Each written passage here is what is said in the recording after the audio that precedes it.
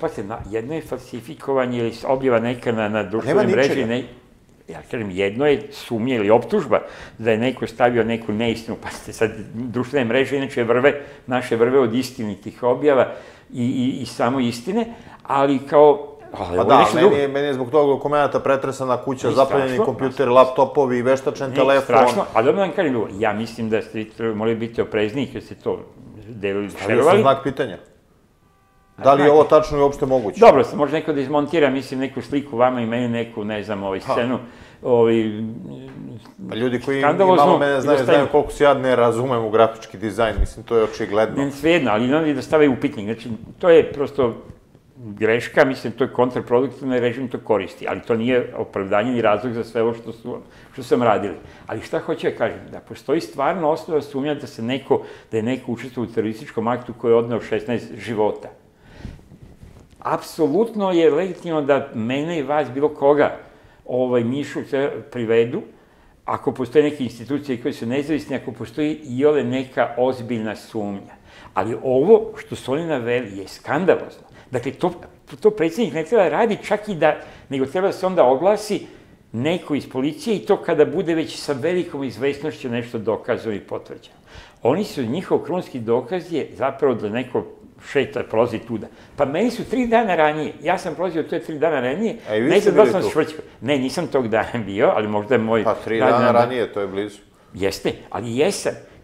I vrlo često sam ispod te nadstrešnice prolazio. I što je najgore, često sam zastekivao kao i dobar deo Novosađana kad izlaziš iz onog voza, pa se onda ogrneš ili skineš jaknu i obučeš jaknu, ostaviš na te klupe, staviš, pa onda gledaš da ćeš za taksi. To je bila neobeležena nadstrešnica.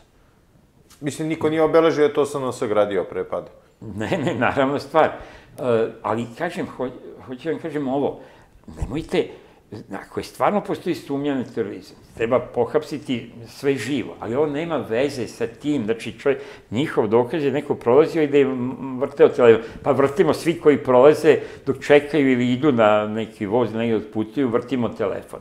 Dakle, a i tada, opet to nije posao predsjednika. Dakle, to je, krši nadležnosti, izlazi iz nadležnosti, krši i ugrožava ne samo ljudska prava, nego i život tog čovjeka na kog je uperio prstom. U tom smislu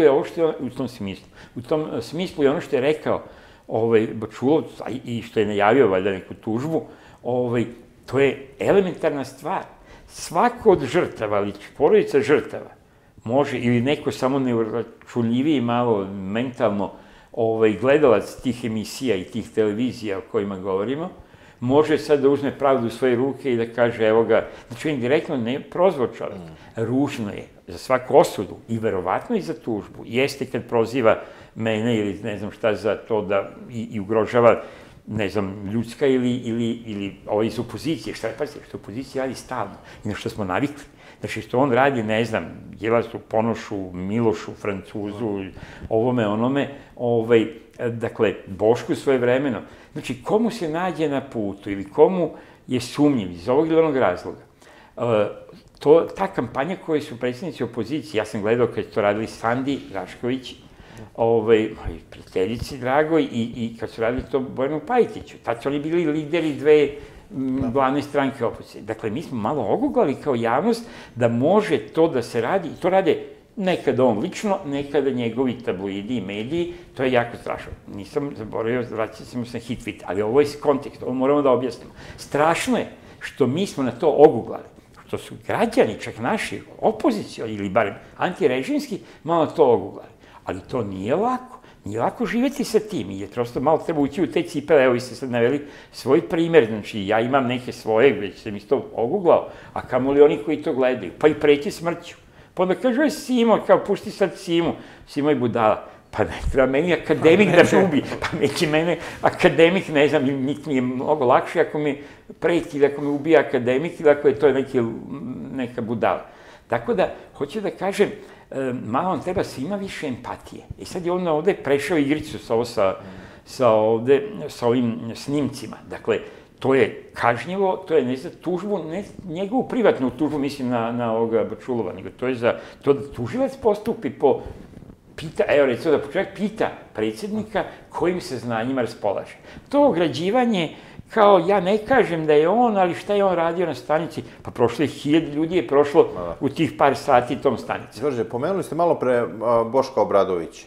Boško je pokušao nedavno da se obrati građanima u Čačku, bio je izviždan i oteran sa skupa u rodnom gradu.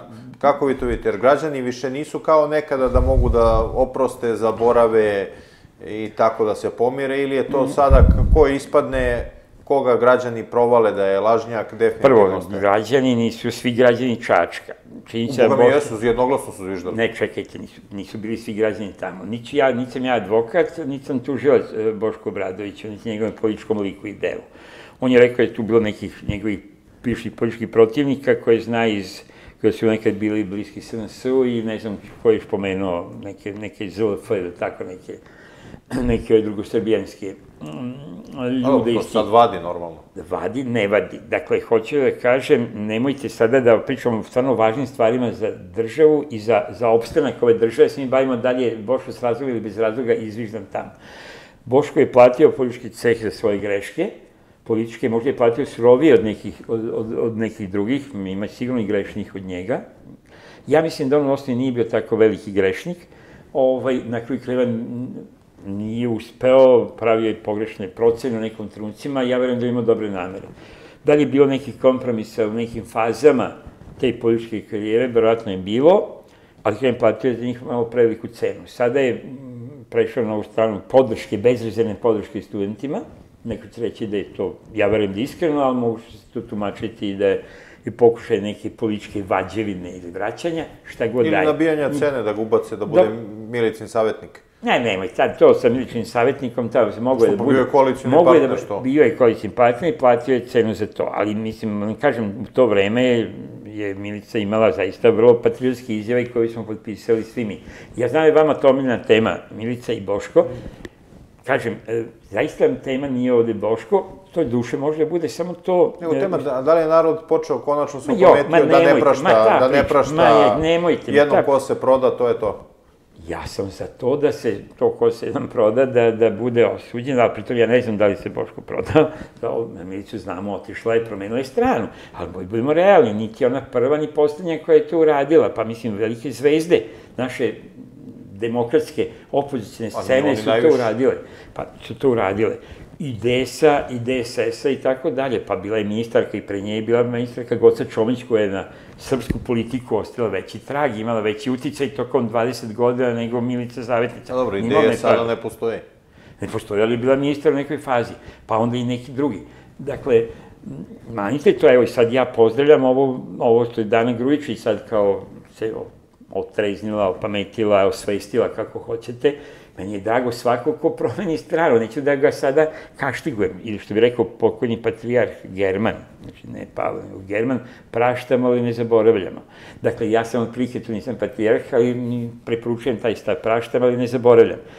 I radujem se svakom prelasku, ako je iskren ili makar poluiskren na ovu stranu. Jer bez toga, pa kako mislite da pobedimo režim? Da se mi vratimo na taj hit tweet, dakle... Dobro, opet da ne bude pirova pobeda. Da, ajde početak da bude pobeda, sad nam fali pobeda, vidjet ćemo, svaka je pobeda pomalo pirova u životu, ali hajde, ja volim slavne, časne i kako uzvišene poraze, ali kad je reč o srpskoj politici, to ne pričamo sad o nekim zavetima kosovskim i tako dalje, nego se pričamo real politici, to je ne bi škodila neka pobeda bila, makar i bila bez preletača, svakako nećete postići. Definitivno nećete. Bez ovih 25%, 10% od njih, od tih 25% da pređe na stranu opozicije na nekim izborima, nećete postići. Dobro glasači, mislim na funkcionere, mislim na ove koji su se ovajdili, koji su na grbači ovoga naroda napravili. To je sad druga stvar. Kažem vam, ako iko može nekom da pogleda u oči po pitanju odnosa prema ovoj vlasti, onda je to moja malenkost. I to ljudi ne vole da čuju, ali to je tako. I to zaista kažem vrlo jasno. I nije da nisam plaćao cenu. Ali baš zato sam spreman da uz svest o tome kako je lako pokleknuti i kako nije lako odoleti raznim iskušenjima, baš zato pozivam da budemo, kako bih rekao, ako želimo stvarno da vidimo kraj ovog zla, da budemo upravo, to je jako mudra ta rečenica, bez obzira što zvuči kao, eto, samo tako i hrišćanski, ali nije samo, to može bude uputstvo neko i u realnom životu svima nama, praštamo, ali ne zaboravljamo. Jer svi smo grešni više ili manje, a pogotovo smo svi grešili, čak i oni koji nisu grešni, a to nije isto. Jedno je greška, drugo je greh.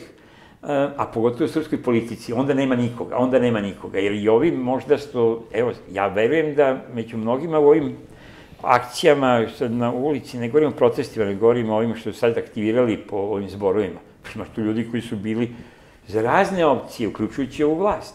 Dakle, vi bez otpadnika iz ove vlasti, ne mislim na vrhu, one iz vrha, ali svejedno, generalno, bez prebega i otpadnika i razočaranih, nećete sigurno srušiti Vučića. A da to ne urade stranci za razvad. Znači, vama treba ili glasači ili revolucionari. U ovom trenutku većina ljudi je protiv vlasti, a sam rekao, to nije takva većina da ako vi sektaški nastupate prema njima, onda zapravo de facto pomažemo Vučiću. Se mi vratimo na važnije stvari nego što je Boško i da li je izviždan ili nije. Dakle, ja imam jako dobro iskustvo s svim mojim protestima i možda nezasluženo dobro koliko ljudi gledaju što sa simpatijom, duše sad već vjerojatno malo i sa sažaljenjem, s obzirom da sve teže hvatam taj korak u ovim šetnjama i tako dalje kada idem, ali ili me pitaju od pijace do kažem, protesta. Ali uvijek može neko da 3 ili 5 bukača gurne i pošalje, kao što su na Vuka slali svojevremeno ili ne znam, na Đilasa, i onda da vam kao napravi, kaže, evo vidiš, opozicija izviždana. Boga mi, ovde je bilo mnogo više, ovde su bili svi prisutni. Dobro, ja sam vidio, dobro. Ne ulazim u to, da se mi vratimo na ovo što je važnije. Mislim, kažem, ja mislim da Boško greši sa ovakvom nekritičkom podrškom studentima, ali verujem da ne iskreno. Ali mnogi misle da ja grešim zbog toga što sam rezervisan prema tome, ali ja, naravno, pazite, kad sam sve nabrojane, samo kad sam nabrajao u opoziciju od počeo studenta preko, ne znam, opozicije parlamentarne, leve, desne, Nestora, drugog doktora i nebeskih jogi letača, pa svako nam treba i svakog pozdravljam. Kako ne bih pozdravio jednu novu snagu političku koja se odlična u studentima. Samo sam protiv toga da obogotvorujemo. Protiv sam toga jer mislim da je štetno. Za njih same je štetno da im pridajemo neka magijska svojstva i tako dalje i tako dalje. Jer postoje kontraproduktivno. Pa i oni su ljudi, i to mladi ljudi, neiskusni. Neki su sjajni, neki su problematični. Nekima već vidim buduće, da ih ne nabrajam kako je moglo da budu. Dakle, uče na greškama, greše. I ako to pristupate sve, kao to malo deluje kao alibi. Ajde, oni će da reše stvar. Tako da mislim da je više, evo, ukratko, mislim da je korisnija potencijalno moja kritika prema nekih poteza koji su vučeni od strane studenata ili tih studentskog pokreta, od toga da su 15. marta zanemeli, da nisu imali potez, da nisu znali šta će, da su se kasno setili priče o izborima, zahteva za izborima, da su predugo lutali, da su imali prevelike razmake između ovih svojih skupova, kad su najjači bili, pa je zamro i ugušio Vučić ovaj štrajk prosvetara, pa i na univerzitetu, a posebno u školama, i naravno u drugim delovima društva, da su suviše sektaški se prema opoziciji postavili, iako kažem, kad krenemo da nabrajamo od imena slučaja do slučaja, ima tu opravdanja. Znači, ima puno grešaka. Ja mislim da moje ukazivanje na njihove greške i kritika, da je konstruktivnija i blagotvornija i za borbu protiv režima i za same te studente od onih koji ih tapšu po ramenu i kažu bravo, bravo, momci. Kako god. Da se mi vratimo na druge stvari. Znači, taj Vučićev nastup je bio skandalozan, ne samo zbog ovoga što su svi uočili sa tim nastrešnicom, bačulom i tim snimcima, dakle, tako su mogli protiv 5000 ljudi, ili koliko je 1000 ljudi u tom danu prošlo, ili evo, prethodnog dana, ili 2 dana pre toga, mislim, koji su prošli tuda, govori tome da je režim spreman na sve. I kad kažemo to da je spreman na sve, to onda nije fraza, nego je to realan opis situacije.